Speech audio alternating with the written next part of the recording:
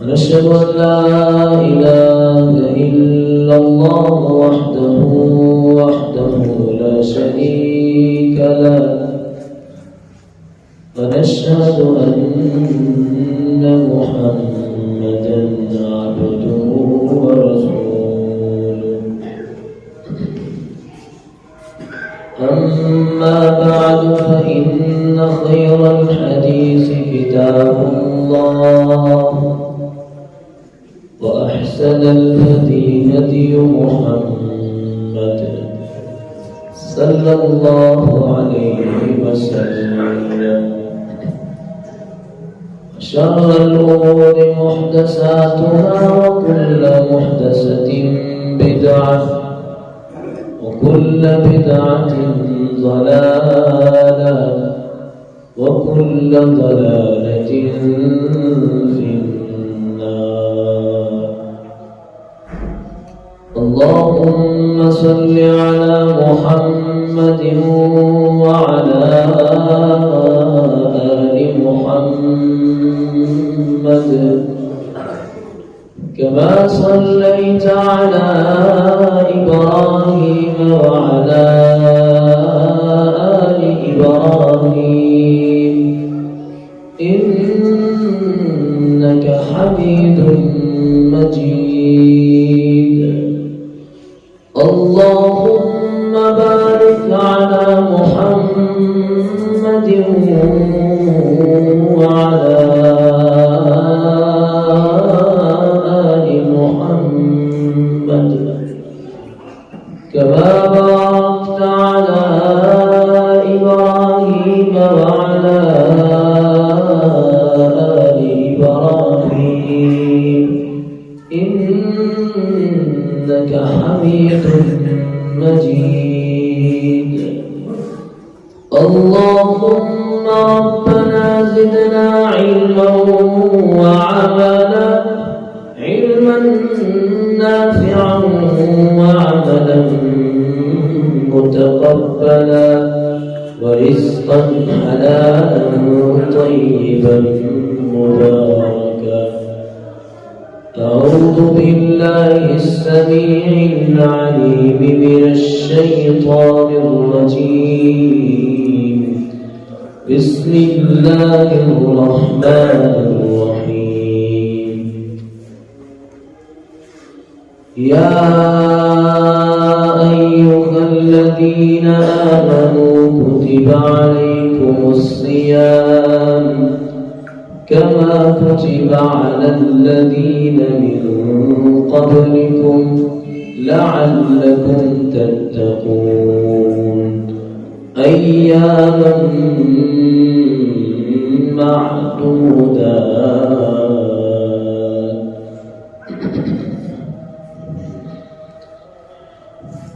صدق اللہ العظیم.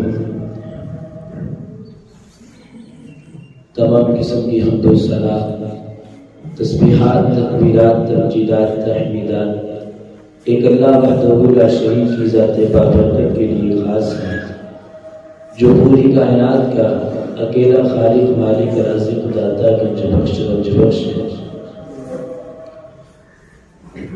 بے شمار لاتعداد انگنت بے حد و حساب درود و سلام آقا نامدار سرتاج رسول، فخر الانبیاء، تاجدار ختم نبوت، ہمارا فخر، ہمارا ایمان، ہمارے دلوں کی بہار جناب محمد رسول اللہ صلی اللہ علیہ وآلہ وسلم کی ذات اقدس اظہر اعلی و بالا کے لیے.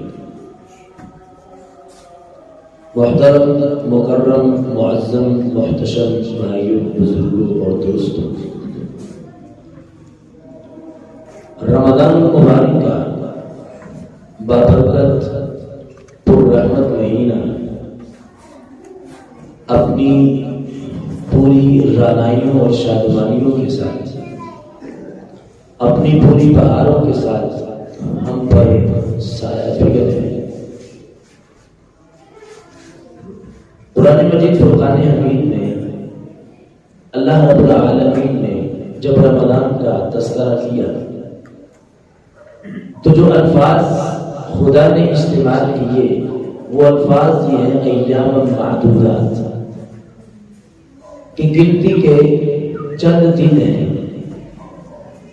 آپ سمجھیں گے کہ 30 دن ہیں، 4 ہفتے ہیں، 420 گھنٹے، لیکن اللہ کہتے ہیں ایام معدودات، جن کو تم 30 دن سمجھ رہے ہو کہ پورا مہینہ ہے، اللہ کی نگاہوں میں یہ چند مختصر سے دن ہیں، اور یہ اس قدر تیزی کے ساتھ تم سے رخصت ہو جائیں گے کہ جس طرح ایک تیز ہوا کا جھونکا تمہیں چھو کر کے نکل جاتا ہے، تمہیں معلوم بھی نہ ہوگا کہ رمضان ختم ہو جائے گا۔ کیوں ایام معدودات کہ چند دن ہیں، تھوڑے سے لمحات ہیں، تھوڑے سے اوقات ہیں، تھوڑی سی گھڑیاں ہیں۔ یہ مت سمجھو کہ 30 دن پڑے ہیں پھر توبہ کر لیں گے، اگر موقع ملا پھر اللہ کے سامنے گر گڑا لیں گے۔ یہ 30 دن پلکتے جھپکتے گزر جائیں گے، اور ہم نے یہ منظر اپنی نگاہوں سے دیکھ لیا ہے۔ ابھی کل کی بات ہے جب رمضان کا چاند نظر آیا تھا، ہر مومن کا دل باغ باغ تھا، خوشی سے بھرا تھا، اس کے چہرے پہ خوشی کی لہر دوڑ رہی تھی، وہ خوشی کے مارے بھولا نہیں سما پا رہا تھا۔ کیوں کہ رمضان آ گیا، یہ بابرکت مہینہ آ گیا ہے، اس میں اللہ کو راضی کریں گے، اللہ کو خوش کریں گے۔ ابھی کل کی بات ہے کہ رمضان کا چاند نظر آیا تھا، لیکن آج دیکھیں، آج رمضان کے 9 روزے گزر گئے ہیں، 9 ایام گزر گئے ہیں، لیکن ہمیں پتہ ہی نہیں چلا، اور باقی کے 20-21 دن بھی یوں ہی گزر جائیں گے۔ ایام معدودات چند دن ہیں، بڑا ہی مبارک شخص ہے، بڑا ہی سعادت مند بندہ ہے، بڑا ہی خوش نصیب شخص ہے کہ جس نے رمضان المبارک کے بابرکت لمحات کو غنیمت جانا اور اس میں اپنے اللہ کو راضی کر لیتا ہے۔ یہ موقع، یہ گھڑیاں، یہ ٹائم بار بار نہیں ملتے ہیں۔ رسول اکرم صلی اللہ علیہ وسلم جب رمضان المبارک کا بابرکت مہینہ اس کا آغاز ہوتا، پیغمبر علیہ السلام ممبر پر تشریف لے آتے ہیں، اپنے صحابہ کو مخاطب کر کے کہا کرتے تھے اتاکم رمضان، اتاکم رمضان شہر مبارک، میرے صحابہ خوش ہو جاؤ، تمہیں مبارک ہو، تمہارے لیے خوشخبریاں ہیں۔ خوشخبریاں کس چیز کی ہوتی تھی؟ شہر مبارک، ایک بابرکت مہینہ، رحمتوں سے لبریز مہینہ، اللہ کی کرم نوازی والا مہینہ، بخششوں اور مغفرتوں سے بھرا ہوا مہینہ، رمضان المبارک کا بابرکت مہینہ تمہارے پاس آ گیا ہے۔ فتحت ابواب الجنت الثمانیہ، جنت کے 8 دروازے ہیں، اللہ نے 8 دروازے کھول دیے ہیں۔ فلم یغلق منها باب، رمضان کی آخری رات تک ان میں سے کوئی ایک دروازہ بھی بند نہیں کیا جاتا ہے۔ وغلقت ابواب جہنم، جہنم کے 7 دروازے اللہ نے بند کر دیے ہیں۔ فلم یفتح منها باب، رمضان کی آخری رات تک جہنم کا کوئی دروازہ کھولا نہیں جائے گا۔ فتحت ابواب الرحمہ، صبح شام دن رات اللہ کی رحمتوں کے نزول ہو رہے ہیں۔ وسلسلت الشیاطین ومردۃ الجن، انسان کا سب سے بڑا بہانہ یہ ہوتا ہے کہ یار اس سے پوچھنا کہ تو نماز پڑھنے کے لیے کیوں نہیں آتا، تو کہتا ہے کہ یار شیطان نہیں آنے دیتا ہے، شیطان نے ہمارے کاموں میں پھٹے ڈالے ہیں، وہ ہمیں نماز پڑھنے کے لیے آنے نہیں دیتا ہے۔ اس قدر زیادہ ہم پر حاوی ہے کہ ہمیں اللہ کی طرف نکلنے کا موقع بھی نہیں ملتا ہے۔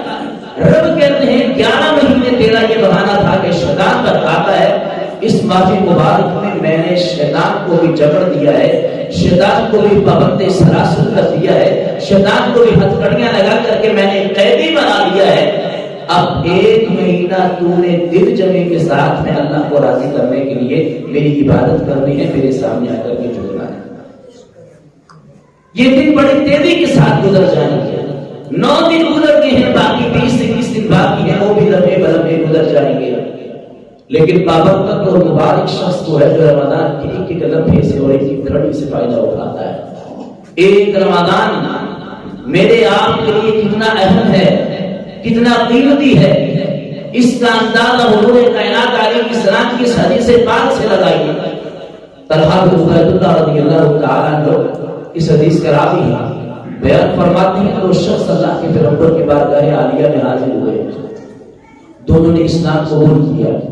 ان میں سے ایک بندہ بڑی نمازیں پڑھنے والا تھا، بڑے روزے رکھنے والا تھا، حج زکاتوں کا خیال رکھنے والا تھا، اس نے فرض تو پڑھنے ہی پڑھنے ہیں، نوافل کا بھی اہتمام کرتا، عبادات میں بڑھ چڑھ کر حصہ دینے والا تھا، اور ان سب چیزوں سے بڑھ کر کے یہ کہ وہ شخص اللہ کے راستے میں جہاد کرتا ہے اور جہاد کرتا کرتا شہید ہو جاتا ہے۔ دوسرا شخص عبادت میں کمزور، ریاضت میں کمزور، اتنی اس نے اللہ کی عبادتیں نہیں کی ہیں، اس نے فرض کیا پڑھنے ہیں، نفل کیا پڑھنے ہیں، تو اس کی فرض نمازیں ہی پوری پڑھتا ہے، نفلی روزے اس نے کیا رکھنے ہیں، اور اس کی فرضی روزے رکھتا ہے، عبادت میں کمزور ہے اور بستر مرگ پر فوت ہوتا ہے، شہید نہیں ہوا۔ صحابی رسول فرماتے ہیں جو بندہ شہید ہوا تھا وہ 1 سال پہلے شہید ہو جاتا ہے، اور یہ جو عبادت میں کمزور تھا یہ 1 سال بعد فوت ہوتا ہے، شہید نہیں ہوا، بستر مرگ پر اسے موت آتی ہے۔ صحابی رسول فرماتے ہیں میں نے خواب میں دیکھا وہ بندہ جو بستر مرگ پر فوت ہوا، جو عبادت میں ریاضت میں کمزور تھا، وہ اس شہید سے پہلے جنت میں جا رہا ہے۔ تو میں نے حضور کائنات علیہ السلام سے سوال کیا اللہ کے پیغمبر یہ کیسا معاملہ ہے؟ اس نے نمازیں بھی زیادہ پڑھی ہیں، اس نے روزے بھی زیادہ رکھے ہیں، پھر وہ شہید ہو رہا ہے، اور یہ شہید ہوئے بغیر اس سے پہلے جنت میں کیسے؟ تو پیارے پیغمبر علیہ السلام نے جو جواب دیا تھا، پیارے پیغمبر نے فرمایا علیہ السلام کا سبعہ سنہ، میرے صحابی کیا اس کے شہید ہونے کے بعد یہ 1 سال زندہ رہا تھا؟ نام یا رسول اللہ کے پیغمبر رہا تھا، بادہ کا رمضان، اس 1 سال کا رمضان کا مہینہ آیا تھا، فصامہ ہوا قیامہ، اس پہ اس نے روزے رکھے، قیام کیا، رکوع کیا، سجدہ کیا، اللہ کو خوش کیا، خدا کو راضی کیا، جو اللہ اس سے ناراض تھا اس مالک کو خوش کر کے گیا ہے۔ یہ 1 رمضان اس کی اس قدر زیادہ کام آ گیا، اس کی حسنات میں، اس کی نیکیوں میں اس قدر زیادہ اضافے کا سبب بن جاتا ہے کہ اس 1 رمضان کی وجہ سے وہ بندہ اس شہید سے پہلے جنت میں چلا جاتا ہے۔ اور پیارے پیغمبر علیہ السلام نے فرمایا کہ تو نے تو یہ دیکھا ہے نا کہ وہ پہلے جنت میں جا رہا ہے، لیکن میں محمد صلی اللہ علیہ وسلم تجھے اندر کی خبر دیتا ہوں۔ وہ اندر کی خبر کیا ہے؟ فرمایا تو نے یہ دیکھا کہ وہ پہلے جنت میں گیا، میں تمہیں بتاتا ہوں اس شہید کے اور اس بات میں فوت ہونے والے انسان کے درجات میں اتنا فاصلہ ہے جتنا فاصلہ زمین و آسمان کے درمیانی خلا کا فاصلہ ہے۔ وہ بعد میں فوت ہونے والا عبادت میں کمزور تھا، 1 رمضان کی وجہ سے اس نے صحیح طریقے کے ساتھ اللہ کو راضی کیا، اس شہید سے اونچا درجہ حاصل کر کے لے گیا۔ اور باب گرامی کی قدر پیارے پیغمبر علیہ السلام نے اپنے ایک صحابی کو نصیحت کی تھی کہ میرے صحابی صلی صلاۃ الموتے، کہ تو نے نماز ایسی پڑھنی ہے گویا کہ تیری زندگی کی آخری نماز ہے، نماز اس انداز سے پڑھنی ہے، وہ طرز اختیار کر کے پڑھنی ہے، وہ خشوع و خضوع اختیار کر کے پڑھنی ہے، گویا کہ تیری زندگی کی آخری نماز ہے۔ اور اسی حدیث کو میں آج کے اس معاشرے میں رمضان کا فٹ کرنے کی کوشش کرتا ہوں کہ آپ نے رمضان کو اس انداز سے گزارنا ہے گویا کہ آپ کی زندگی کا یہ آخری رمضان ہے۔ ہمیں معلوم نہیں ہے اگلے سال ہماری قسمت میں رمضان آئے گا کہ نہیں، کوئی شخص اس بات کی گارنٹی نہیں دے سکتا کہ ابھی تو میں ہٹا ہوں مجھے کیا ہوا ہے، لیکن رمضان قسمت کے ساتھ ملتا ہے۔ اس رمضان کا ایک لمحہ بڑا قیمتی ہے، ایک لحظہ بڑا قیمتی ہے۔ صحابہ کرام رضوان اللہ علیہم اجمعین جب رمضان کا مہینہ شروع ہوتا اپنے سارے کاموں کو چھوڑ کر کے ایک اللہ کو راضی کرنے میں لگ جایا کرتے تھے، کیونکہ وہ جانتے تھے کہ یہ 1 مہینہ 11 مہینوں سے کہیں زیادہ بڑھ کر کے ہے، افضل ہے، اعلیٰ ہے۔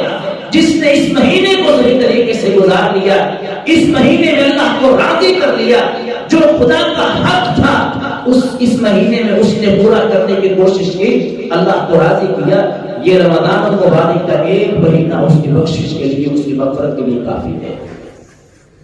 رمضان المبارک کے بابرکت مہینے میں ہم روزہ رکھتے ہیں۔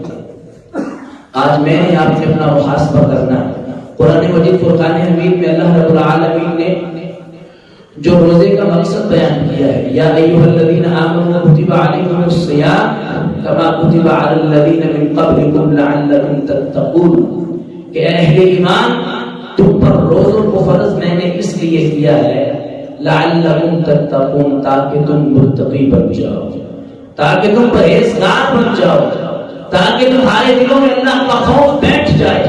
میرا آپ سے سوال یہ ہے، ہم نے رمضان کے 9 روزے رکھ لیے ہیں، رمضان کا تیسرا حصہ ہم نے گزار لیا ہے، آپ اپنے گریبان میں جھانکیں، میں بھی اپنے گریبان میں جھانکتا ہوں۔ ہر ایک بندہ اپنے آپ سے سوال کرے کہ رمضان کے 9 روزے رکھنے کے بعد کیا میرے دل میں اللہ کا خوف آیا ہے کہ نہیں آیا ہے؟ 9 روزے میں نے رمضان کے رکھ لیے ہیں، میں نے 9 روزے پورے یقین کے ساتھ اللہ سے ثواب کی امید رکھتے ہوئے میں نے رکھے، لیکن جو مقصد اللہ نے ذکر کیا تھا لعلکم تتقون، انسانوں کو پورا مہینہ روزہ رکھوانے کی، اور روزہ رکھوانے کا مقصد یہ ہے لعلکم تتقون، تاکہ تم متقی بن جاؤ، تاکہ تمہارے دلوں میں اللہ کا خوف بیٹھ جائے، اللہ کا ڈر بیٹھ جائے۔ آپ اپنے آپ سے سوال کریں، کیا میرے دل میں اللہ کا خوف ہے؟ کیا گناہ کرنے سے قبل میرا دل تھر تھر کانپتا ہے، میرا ضمیر مجھے جھنجھوڑتا ہے، میرا ضمیر مجھے آواز دیتا ہے کہ بھائی نہ کر، یہ اللہ کی نافرمانی والا کام ہے، بھائی نہ کر، یہ اللہ کو ناراض کرنے والا کام ہے؟ کیا گناہ کرنے سے قبل مجھے میرا دل آواز دیتا ہے کہ جس کام کی طرف تو لپک رہا ہے، جس کام کو کرنے کے لیے تیار ہو رہا ہے، اس کام کی وجہ سے اللہ کا غضب بڑھتا ہے، اللہ کا غصہ جوش مارتا ہے، اللہ ناراض ہوتے ہیں؟ اگر ہاں، اگر آپ کے سوال کا جواب ہاں میں ہے تو آپ خوش ہو جائیے، وہ مقصد جو اللہ نے قرآن میں ذکر کیا تھا آپ پورا کر رہے ہیں۔ لیکن اگر جواب نہ میں ہے، آپ کہتے ہیں کہ نہیں بھائی، ابھی گناہ کرنے سے قبل مجھے اندر سے آواز نہیں لگتی، میرا ضمیر مجھے نہیں جھنجھوڑتا کہ میں گناہ کرنے لگا ہوں، مجھے روکتا نہیں ہے، تقویٰ میرے دل میں ابھی تک نہیں آیا ہے، تو پھر میں آپ سے گزارش کروں گا کہ وہ مقصد جو قرآن نے ذکر کیا ہے، وہ مقصد جو رحمان نے ذکر کیا ہے، وہ مقصد جو حضور کائنات علیہ السلام اپنی امت میں لانا چاہتے تھے کہ روزے رکھوا کر کے تمہیں بھوکا پیاسا رکھنا مقصود نہیں ہے، صبح سے لے کر شام تک بھوک پیاس سے دور رکھنا تمہیں مقصود نہیں ہے۔ اللہ کو مزہ نہیں آتا ہے کہ صبح سے لے کر شام تک تمہیں بھوکا پیاسا رکھ کر کے جو چیزیں تمہارے لیے حرام تھی ان سب چیزوں کو تم پر حرام کر کے یہ 12-15 گھنٹے بھوکا پیاسا رکھ کر کے اللہ کو مزہ نہیں آتا، بلکہ اللہ تمہارے دلوں میں اپنا خوف بٹھانا چاہتے ہیں۔ تمہیں معلوم ہو کہ ہمارا رب ہے، آپ کو پتا ہو ہم نے ایک اللہ کے سامنے کھڑے ہونا ہے، آپ کو معلوم ہو کہ میں نے ایک اللہ کی بارگاہ میں جا کر کے جواب دہ ہونا ہے، آپ کو پتا ہو کہ میں نے ایک اللہ کے حضور کھڑے ہو کر کے اپنی 40-50 سالہ زندگی کو جو میں بڑے آرام سے گزار رہا ہوں، بڑی خوش و خرم زندگی گزار رہا ہوں، ناز و نعم میں پل رہا ہوں، میں اللہ کی نعمتوں کو اڑا رہا ہوں، میں نے اس ایک ایک نعمت کا حساب و کتاب دینا ہے۔ جس دن خدا کا خوف اور اللہ کا ڈر میرے آپ کے دل میں آ گیا، یقین جانیے یہ سارے گناہ، یہ ساری غلطیاں دور ہٹ جائیں گی۔ آج ہم گناہ کیوں کرتے ہیں؟ سب سے بڑی وجہ یہ ہے کہ ہمارے دلوں میں اللہ کا خوف نہیں ہے۔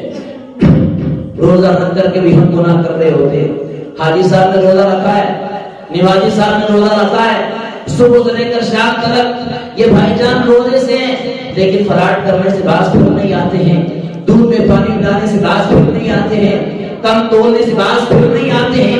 ان کا دعویٰ یہ ہے کہ میں نے روزہ رکھا ہے۔ حضور کائنات علیہ السلام نے فرمایا تھا من لم يدع قول الزور والعمل به، جس بندے نے غلط بات کہنا اور غلط کام کرنا نہیں چھوڑا، فلیس للہ حاجہ ان يدع طعامه وشرابه، اللہ کو کوئی ضرورت نہیں ہے کہ وہ صبح سے لے کر شام تک بھوکا پیاسا رہے۔ اگر صبح سے لے کر شام تک بھوکا پیاسا رہ کر کے آپ کو یہ احساس ہی نہ ہو کہ میں نے ایک اللہ کے سامنے کھڑے ہو کر کے جواب دینا ہے، تو مجھے بتائیے یہ بھوکا پیاسا رہنے کا مقصد کیا ہے؟ یہ فائدہ کیا ہے؟ ثواب اس وقت ملتا ہے، جزا اس وقت ملتی ہے، بدلہ اس وقت ملتا ہے، اللہ کے ہاں انعام اس وقت ہے جب وہ مقصد جو قرآن نے ذکر کیا ہے لعلکم تتقون، اے اہل ایمان روزے رکھوانے کا تمہیں مقصد یہ ہے کہ تم اپنے دلوں میں اللہ کا خوف بٹھا لو، اور جب دل میں اللہ کا خوف بیٹھ جائے صحیح معنوں میں انسان اللہ سے ڈرنا شروع کر دے۔ یقین جانیے قرآن مجید فرقان حمید میں اللہ رب العالمین نے وہ انعام ذکر کیے، اگر صحیح معنوں میں انسان اپنے دل میں اللہ کا خوف لے آئے انسان کی ساری ٹینشنیں دور ہو سکتی ہیں۔ سورہ طلاق میں اللہ فرماتے ہیں وَمَن يَتَّقِ اللَّهَ يَجْعَلْ لَهُ مَخْرَجًا۔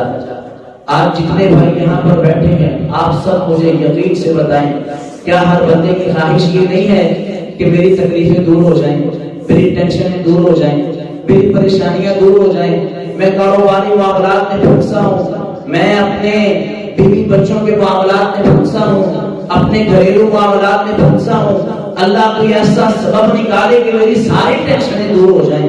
ہم میں سے ہر بندے کی خواہش ہے، تمنا ہے، آرزو ہے، اس کا حل قرآن نے ذکر کیا ہے وَمَن يَتَّقِ اللَّهَ يَجْعَلْ لَهُ مَخْرَجًا۔ اے ابن آدم اللہ کا خوف، خدا کا ڈر اپنے دل میں بٹھا، صحیح معنوں میں اپنے اللہ سے ڈر، جس طرح ڈرنے کا حق ہے اپنے اللہ کا خوف دل کے اندر بٹھا۔ يَجْعَلْ لَهُ مَخْرَجًا، دنیا کائنات کی ساری تکلیفوں سے، ساری پریشانیوں، ساری ٹینشنوں سے اللہ تجھے نکال دیں گے، ساری تو ٹینشن فری ہو جائے گا، کوئی تکلیف تجھ پر نہیں ہوگی۔ اور دوسرا انعام اللہ ذکر کرتے ہیں وَمَن يَتَّقِ اللَّهَ يَجْعَلْ لَهُ مِنْ أَمْرِهِ يُسْرًا۔ آپ میں سے ہر بندے کی خواہش یہ ہے کہ اللہ میرے کام کو آسان کر دے، میں نے کاروبار شروع کرنا ہے، وہ کاروبار کو شروع کرنا میرے لیے آسان ہو جائے، میں نے اپنے بچوں کی شادیاں کرنی ہیں، وہ سارے معاملات میرے لیے آسان ہو جائیں، میں نے کوئی کاروبار شروع کرنا ہے، وہ کاروبار کا معاملہ میرے لیے آسان ہو جائے، میں نے کسی کے پیسے دینے ہیں، وہ پیسے دینا میرے لیے آسان ہو جائے۔ اللہ فرماتے ہیں وَمَن يَتَّقِ اللَّهَ يَجْعَلْ لَهُ مِنْ أَمْرِهِ يُسْرًا۔ انسان صحیح معنوں میں میرا خوف، میرا ڈر اپنے دل میں بٹھا، اللہ تیری زندگی کے ہر معاملے کو تیرے لیے آسان بنا دیں گے۔ تو جس کام کا بھی ارادہ کر، تو نے بچوں کی شادیاں کرنی ہے، تیرے پاس پیسے نہیں، تیرے پاس اخراجات نہیں ہے، اللہ پورے کر دیں گے۔ آپ نے کاروبار شروع کرنا ہے، آپ کے پاس کچھ نہیں ہے، فرمایا تقوی اختیار کرتے رہو، اللہ تمہاری ساری ٹینشنوں کو دور کر دیں گے۔ اور تیسرا انعام وَيَرْزُقْهُ مِنْ حَيْثُ لَا يَحْتَسِبُ۔ آج کے اس معاشرے میں، اس حالات میں ہر بندہ مہنگائی سے پریشان ہے، مہنگائی کا رونا روتا ہے، مارے گئے، ہم تو ختم ہو گئے، حکمرانوں نے ہمارا بیڑا غرق کر دیا، انہوں نے ہمارا چھوڑا کچھ نہیں، یہ سارا لوٹ کر کے باہر لے گئے۔ ہر بندے کا رونا یہ ہے میرے گھر میں کھانے کے لیے کچھ نہیں ہے، مہنگائی پورے عروج پر ہے۔ رب کہتے ہیں انسان میرا خوف اپنے دل میں بیٹھا، مجھ سے ڈر، مجھ سے خوف تھا، میرا ڈر اپنے دل میں بٹھا لے گا۔ وَيَرْزُقْهُ مِنْ حَيْثُ لَا يَحْتَسِبُ، تجھے اللہ وہاں سے رزق دیں گے جہاں سے تیرے وہم و گمان بھی نہیں ہوگا۔ تیرے گھر میں آٹا کہاں سے آ رہا ہے تجھے معلوم نہیں ہوگا، تیرے بٹوے میں پیسے کہاں سے آ رہے ہیں آپ کو معلوم نہیں ہوگا، آپ کے گھر کے اخراجات کیسے چل رہے ہیں، کیسے پورے ہو رہے ہیں آپ کو معلوم نہیں ہوگا۔ وَيَرْزُقُهُ مِنْ حَيْثُ لَا يَحْتَسِبُ، سب سے بڑی وجہ یہ ہے کہ انسان جب تیرا دل میرے خوف سے لبریز ہو جائے تو حقیقت میں مجھ اللہ سے ڈرنا شروع کر دے تو اللہ تیری ساری رزق کی تنگیوں کو دور کر دیں گے۔ اور چوتھا انعام وَمَن يَتَّقِ اللَّهَ يُكَفِّرْ عَنْهُ سَيِّئَاتِهِ، انسان تو گنہگار ہے، خطاکار ہے، سیاہکار ہے، نافرمان ہے، غلطیاں کر بیٹھتا ہے۔ ہر مومن بندے کے دل کی خواہش یہ ہوتی ہے اللہ زندگی میں جو گناہ مجھ سے ہو جائے میرے گناہوں کو معاف فرمانا۔ یہ خواہش سب کی ہے کہ نہیں؟ بولے ہے کہ نہیں؟ سب کی خواہش ہے اللہ میں غلطیاں کرتا ہوں، میں نافرمانیاں کرتا ہوں، میں گناہوں میں پسا ہوا ہوں، صبح شام تیری نافرمانیاں کر رہا ہوں، اللہ کو ایسا کرم کما میری ساری غلطیاں معاف ہو جائیں۔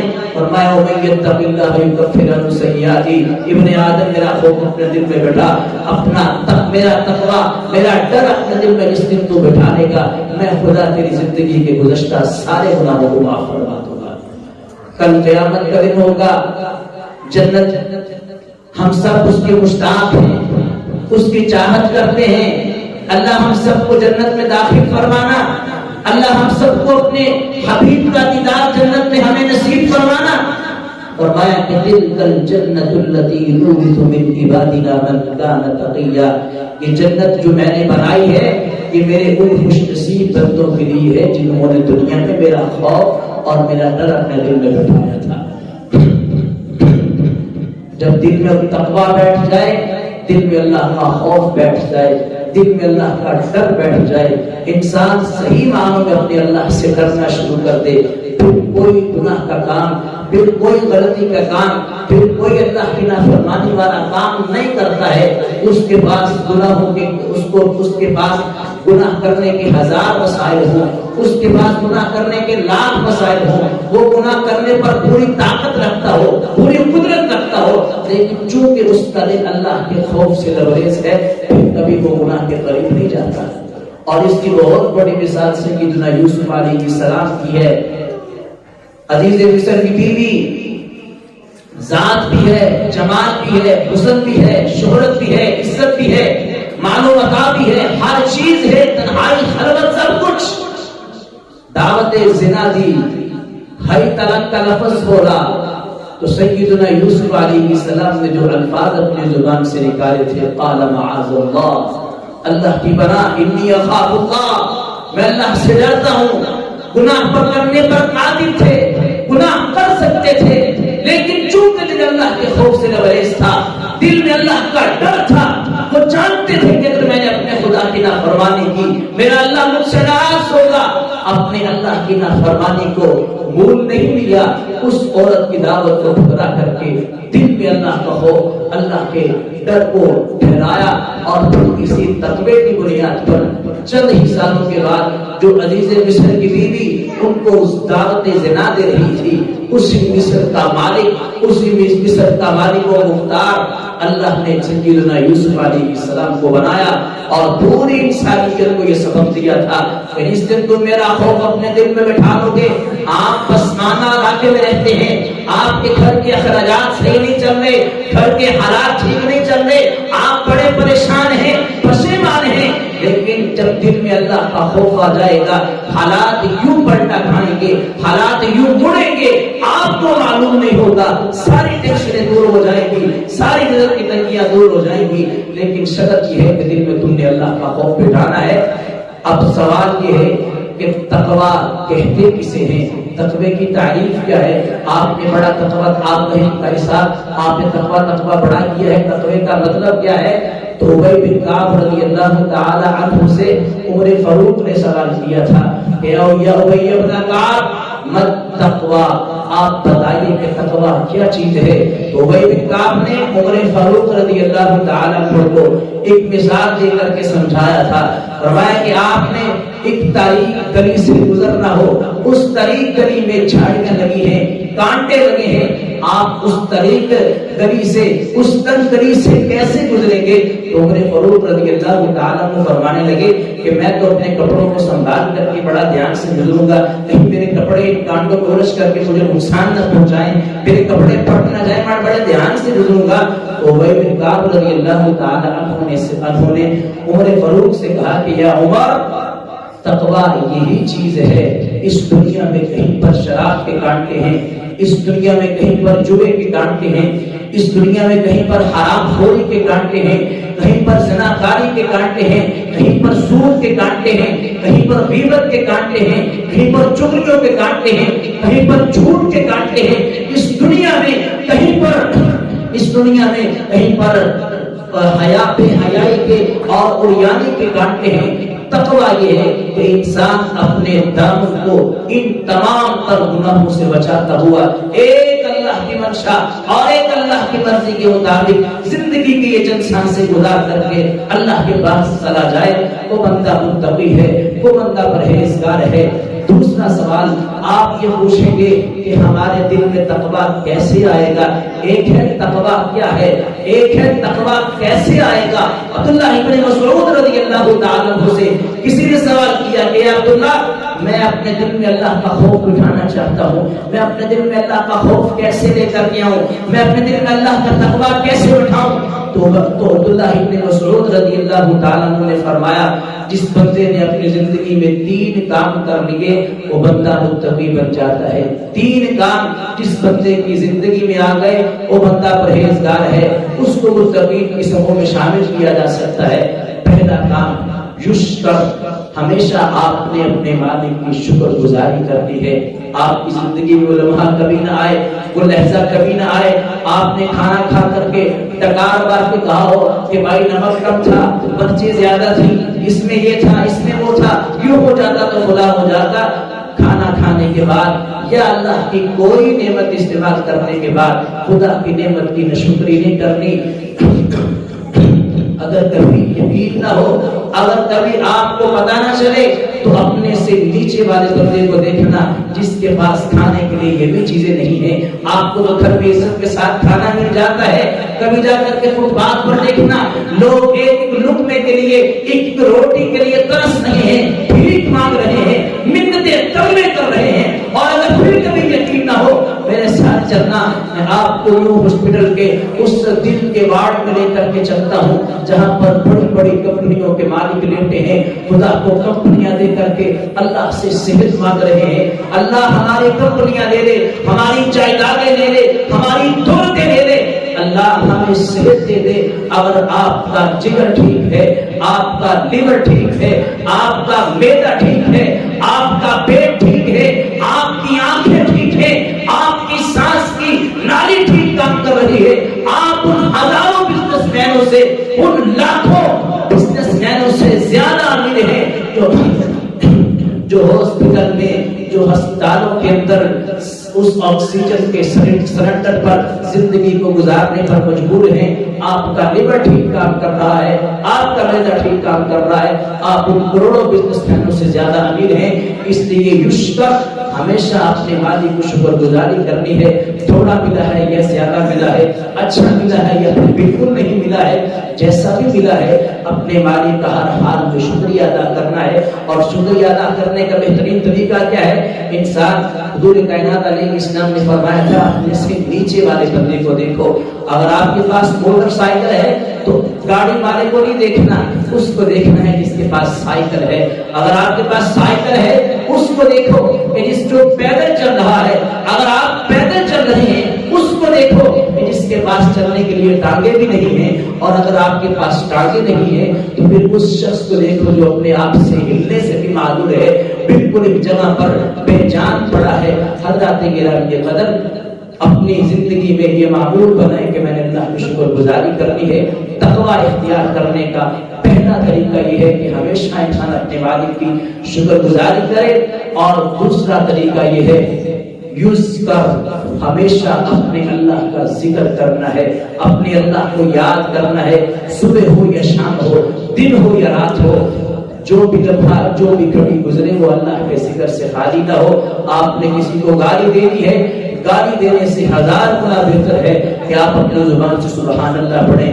آپ نے کسی کو مندہ بولنا ہے، اس مندہ بولنے سے زیادہ کئی 1000 گنا بہتر ہے آپ لا حول ولا قوت الا باللہ پڑھیں۔ دوسرا طریقہ اپنے دل میں تقوی اختیار کرنے کا، تقوی لانے کا، انسان ہمیشہ اپنی زبان کو اللہ کے ذکر سے، خدا کی یاد سے تر رکھے۔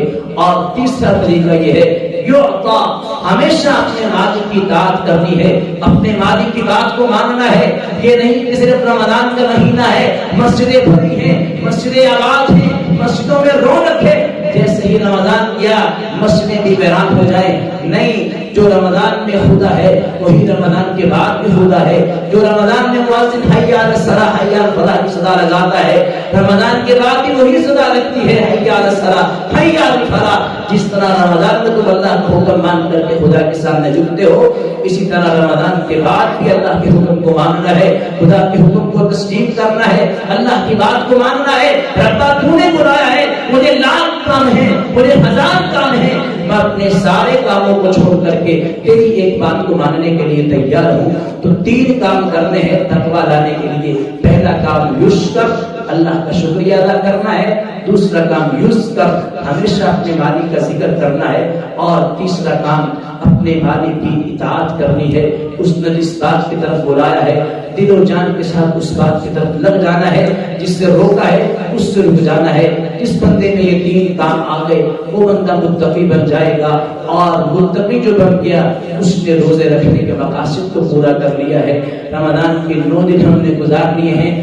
ہر رات افطاری کے وقت یا رات کو بستر پر سوتے وقت، لیٹتے وقت آپ اپنا محاسبہ کیا کریں، آپ اپنے پورے دن کو چیک کیا کریں کہ اس پورے دن میں نے کتنی نیکیاں کی ہیں، میں نے کتنے کام اللہ کی فرما برداری والے کیے ہیں، میں نے کتنے کام اللہ کی نافرمانی والے کیے ہیں، کتنی نمازیں میں نے باجماعت پڑھی ہیں، کتنا میں نے قرآن پڑھا ہے، کتنا میں نے ذکر کیا ہے، اور کتنی میں نے ایک دوسرے کو گالیاں دی ہیں۔ جو گالیاں دی ہیں، جو برے الفاظ زبان سے نکل گئے ہیں، ان پر استغفار کریں، اور جو قرآن پڑھا ہے ان پر اللہ سے دعا مانگیں کہ اللہ اس کو اپنی بارگاہ میں قبول و منظور فرما۔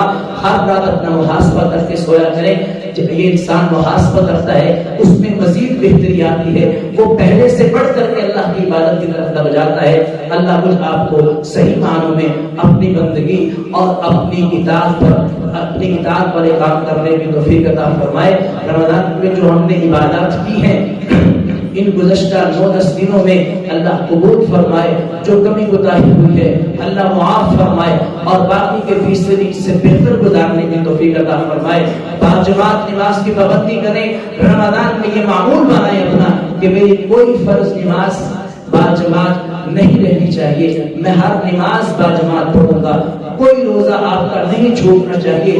آپ کو لاکھ کام ہے، آپ کو 1000 کام ہے، سارے کاموں کو سائڈ پر رکھ کر کے صرف روزہ رکھنا ہے، اگرچہ آپ کا کوئی کام ہو یا نہ ہو۔ اور اس کے علاوہ قرآن مجید کی تلاوت کریں، اپنے اللہ کو یاد رکھیں، زیادہ سے زیادہ ٹائم اپنے اللہ کو دیں۔ اللہ مجھ آپ کو صحیح معنوں میں رمضان 3 بہاروں کو صرف ان بہاروں سے مستفید ہونے کی توفیق عطا فرمائے۔ رمضان میں اللہ کی عبادت اور خدا جو ہم سے ناراض ہے اس کی ناراضگی کا ایک بہت بڑا جو ہمیں دیکھنے کو مل رہا ہے وہ یہ بے موسمی بارشیں جو اس وقت ہم پر برس رہی ہیں۔ گندم کی کٹائی کا وقت آ چکا ہے، اور اس وقت بارشوں کا ہونا کہ اس بات کی واضح دلیل ہے کہ اللہ ہم سے ناراض ہے، اللہ ہم سے خوش ناخوش ہے، اللہ ہم پر ناراض ہے۔ اس مالک کو راضی کرنے کے لیے استغفار کریں، اللہ کو خوش کریں۔ اللہ